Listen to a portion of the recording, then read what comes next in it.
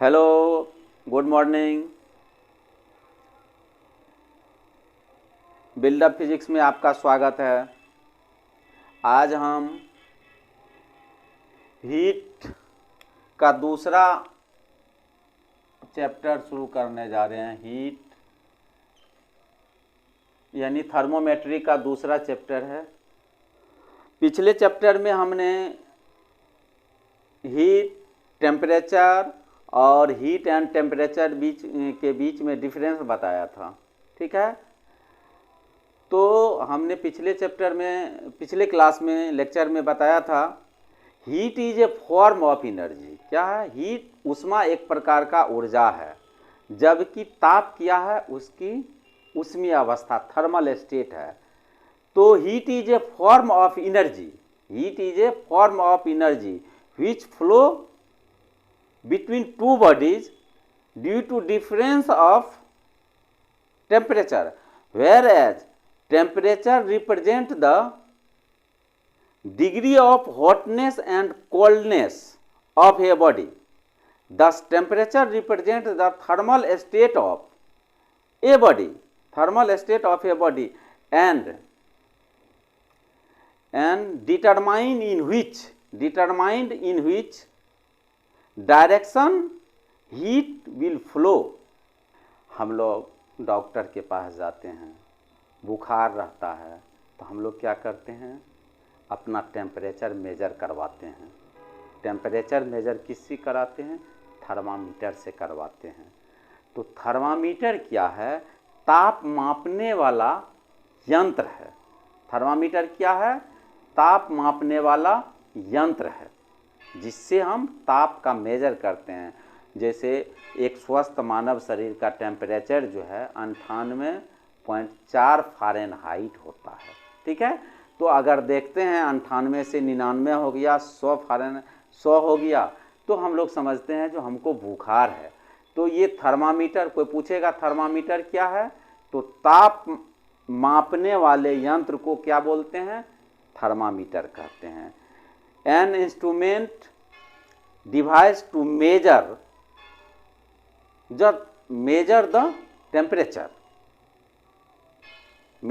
Temperature of a body is called thermometer. तो ठीक है, थर्मोमीटर।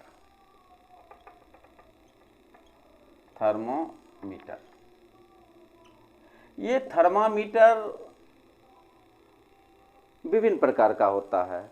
जैसे लिक्विड थर्मामीटर, लिक्विड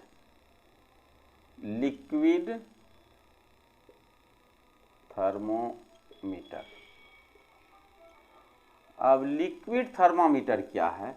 तो जिस थर्मामीटर में द्रव भरा रहता है उसे द्रव थर्मामीटर कहते हैं। और द्रव थर्मामीटर में जो है पारा भरा रहता है।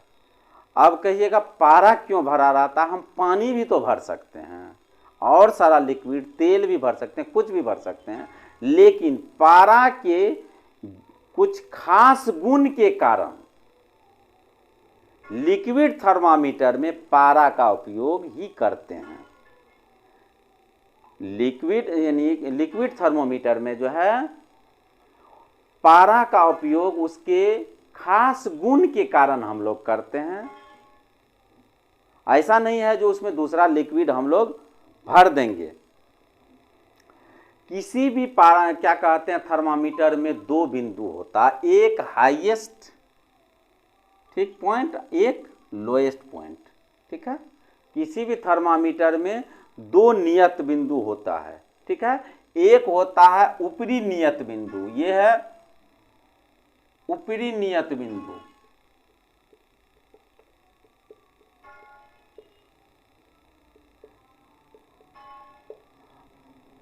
अपर फिक्स्ड पॉइंट, अपर फिक्स्ड पॉइंट, और निम्न नियत बिंदु दूसरा होता है निम्न नियत बिंदु।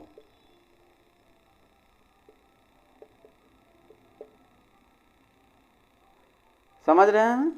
तो किसी भी पारा में जो होता है, क्या क्या कहते हैं, किसी भी थर्मामीटर में 2 पॉइंट होता है। पहला ऊपर वाले पॉइंट को ऊपरी नियत बिंदु कहेंगे, नीचे वाला पॉइंट निम्न नियत बिंदु होता है। 2 पॉइंट होता है और इस दोनों के बीच में जो डिफरेंस होता है, ये दोनों के बीच में डिफरेंस होता है, इस डिफरेंस से हम लोग मेजर करते हैं जो किसी वस्तु का ताप। और ऊपर वाला जो UFP upper fixed point, lower fixed point,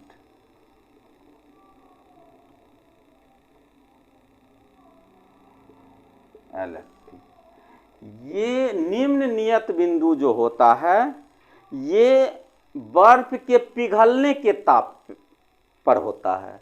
ये निम्न नियत बिंदु जो माना जाता है, बर्फ के पिघलने के ताप पर माना जाता है। ऊपर नियत बिंदु जो माना जाता है, वो पानी के उबलने के ताप। ये हो गया पानी के उबलने के ताप, पानी के उबलने का ताप, boiling point of water, boiling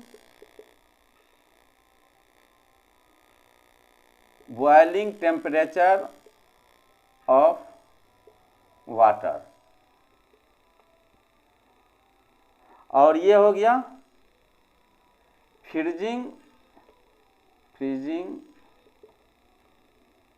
temperature of ice, freezing temperature of ice.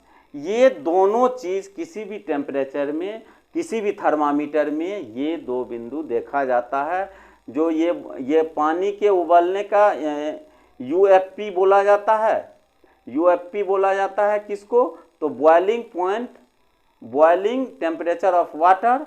और ये freezing temperature of ice, LFP हो गया। ठीक है, तो ये टेम्परेचर का गुण क्या कहते हैं, ये थर्मामीटर का मुख्य रूप से थर्मामीटर के बारे में हमको जानना है। जो थर्मामीटर में 2 पॉइंट होते हैं। पहला क्या कहते हैं, एक पॉइंट को ऊपरी नियत बिंदु कहते हैं, अपर फिक्स पॉइंट कहते हैं, दूसरे को लोअर फिक्स पॉइंट कहते हैं।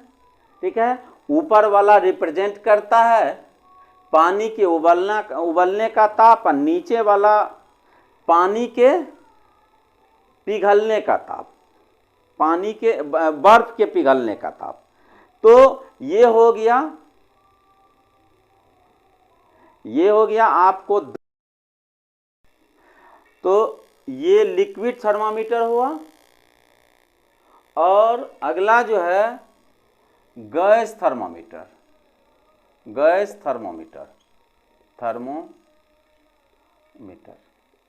ये गैस थर्मामीटर जो होता है, ये वैसा थर्मामीटर जिसमें गैस भरा रहता है, वो गैस थर्मामीटर कहलाता है।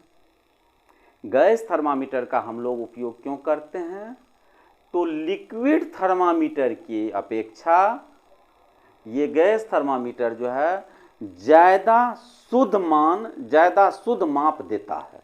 इस कारण गैस थर्मामीटर का हम लोग उपयोग करते हैं। ये ज़्यादा एक्यूरेट होता है। लिक्विड थर्मामीटर की तुलना में गैस थर्मामीटर जो होता है ज़्यादा एक्यूरेट होता है, एक्यूरेसी देता है। ठीक है, आगे अब हम लोग ताप मापने के विभिन्न प्रकार के स्केल के बारे में चर्चा करने वाले हैं। ताप मापने के विभिन्न प्रकार का स्केल आप लोग नोट करते जाइएगा।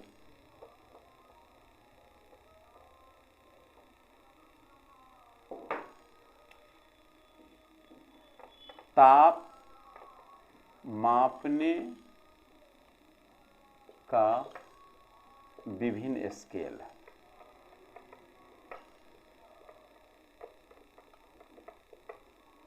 ताप मापने का विभिन्न scale.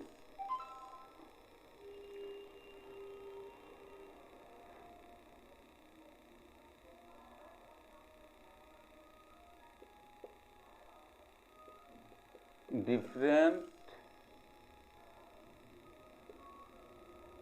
Scale of temperature measurement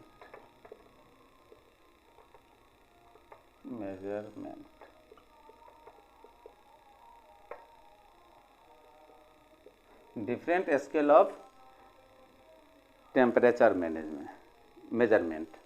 अब देखिए, ताप मापने का विभिन्न प्रकार का स्केल है। पहला सेंटीग्रेड स्केल। सेंटीग्रेड स्केल, ये सेंटीग्रेड स्केल का प्रयोग जो है फ्रांस का एक वैज्ञानिक था सेल्सियस, जिन्होंने सबसे पहला इसका उपयोग किया था। इस स्केल में भी दो बिंदु होता है। जैसे पहले को ऊपरी नियत बिंदु, दूसरे को निम्न नियत बिंदु। तो इसमें क्या होता है, तो क्या कहते हैं, पहला जो है सेंटीग्रेड या सेल्सियस स्केल,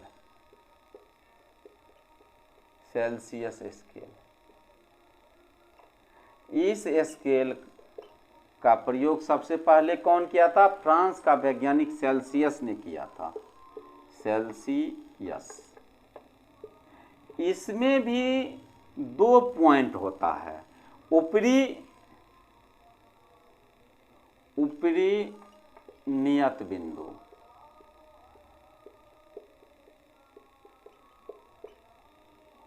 और निम्न नियत बिंदु। तो सेंटीग्रेड या सेल्सियस पैमाने में ऊपरी नियत बिंदु और निम्न नियत बिंदु, इसमें 0 डिग्री सेल्सियस होता है। ठीक है, बर्फ के पिघलने का ताप 0 डिग्री सेल्सियस और पानी के उबलने का ताप 100 डिग्री सेल्सियस ये होता है। ठीक है, ये दोनों में जो है, यानी ये जो है, इसको जो है upper fixed point, lower fixed point, ये जो है 100 डिवीजन में बटा रहता है। यहाँ से यहाँ तक ये जो है 100 डिवीजन में बटा रहता है। ठीक है, ये 100 डिवीजन में बटा रहता है। तो ये सेल्सियस स्केल है। दूसरा स्केल कौन सा है? दूसरा स्केल फ़ारेनहाइट स्केल। फ़ारेनहाइट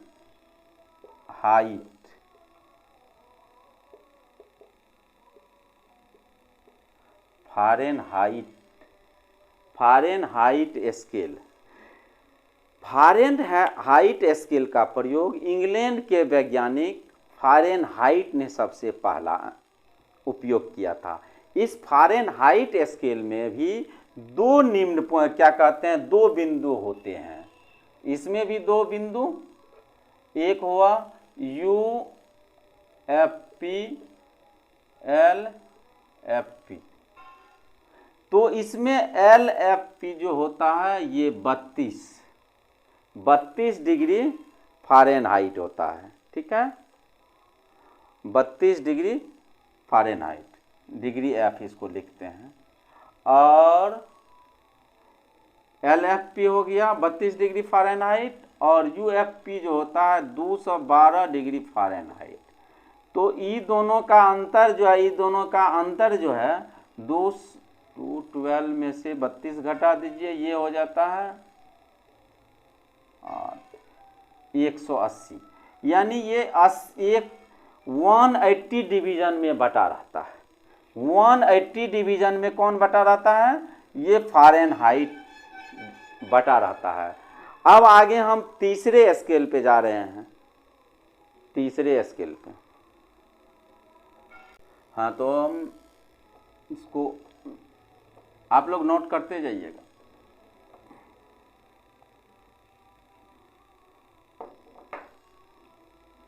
तो थर्ड जो है ये kelvin scale.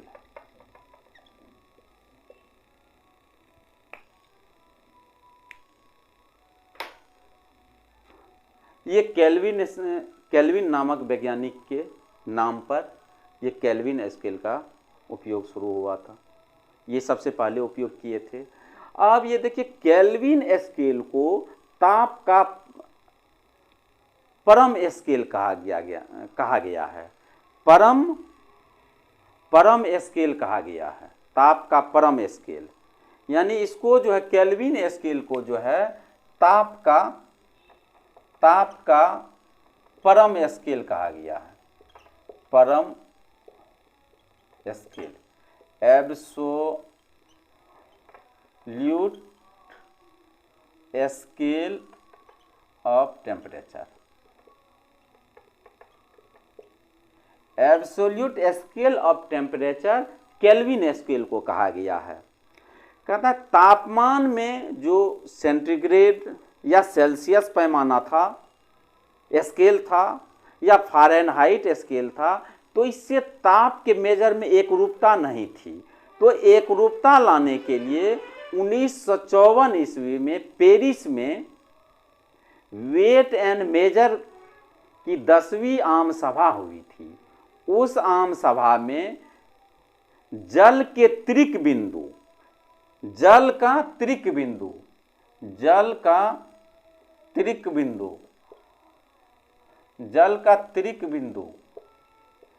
Triple point of water, इसको मानक नियत बिंदु माना।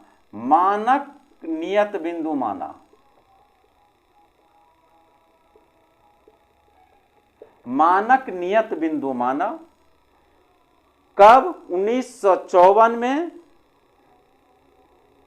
फ्रांस के पेरिस में वेट एंड मेजर की 10वीं आम सभा थी। उसमें तापमान के एकरूपता के लिए क्या हुआ, तो ये केल्विन स्केल को मानक नियत बिंदु इसमें जो है फिक्स किया गया, जिसका मान जो होता है 273.6 केल्विन। ये जो है स्टैंडर्ड फिक्स्ड पॉइंट, ये स्टैंडर्ड फिक्स्ड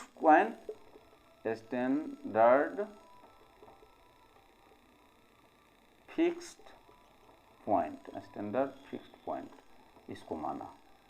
तो ये स्टैंडर्ड फिक्स्ड पॉइंट जो है जल का त्रिक बिंदु जो है केल्विन स्केल को जो है ताप का परम स्केल कहा जाता है, एब्सोल्यूट स्केल ऑफ टेम्परेचर कहा जाता है, और केल्विन स्केल में जल का त्रिक बिंदु जो होता है उस जल के त्रिक बिंदु को मानक नियत बिंदु कहा जाता है, और मानक नियत बिंदु का मान जो होता है 273.16 केल्विन होता है।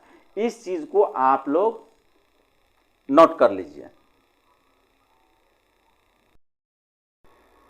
कहता है ये तो आपको केल्विन स्केल हो गया। अब जो है कहता है सेल्सियस से केल्विन में कैसे हम लोग क्या कहते हैं डिफरेंट, मतलब जो है कन्वर्सन करते हैं, कन्वर्सन। तो कहता है किसी ताप का मान यदि किसी ताप का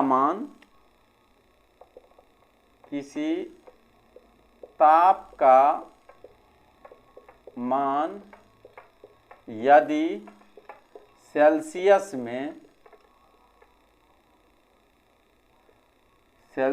में थीटा हो तो केल्विन में क्या होगा? केल्विन में क्या होगा? यानी सेल्सियस में इसका मान, हाँ कहते हैं किसी ताप का मान सेल्सियस में थीटा हो और सेल्सियस में थीटा हो और केल्विन में उसका मान टी हो। अच्छा ये चीज देखें, केल्विन में हो तथा केल्विन में टी हो तो ये दोनों के बीच में रिलेशन क्या होगा? तो टी बराबर थीटा प्लस, तो मतलब यानी केल्विन बराबर क्या होगा? Theta plus 273.15 degree. ये 15 डिग्री ये जो है अगर किसी केल्विन में अगर मान दिया रहेगा तो उससे हम सेल्सियस में निकाल सकते हैं, सेल्सियस में मान दिया रहेगा तो हम लोग केल्विन में निकाल सकते हैं। तो ये बहुत ही काम का चीज़ है, बहुत ही इम्पोर्टेंट है, इसको आप लोग जो है लिख लीजिए। और इसके बाद ताप के सभी स्केल के बीच में संबंध जो है वो अगले वीडियो में हम उसका चर्चा करेंगे। तब तक के लिए आप लोग पढ़िए और वीडियो को लाइक शेयर करते रहिए। थैंक्स।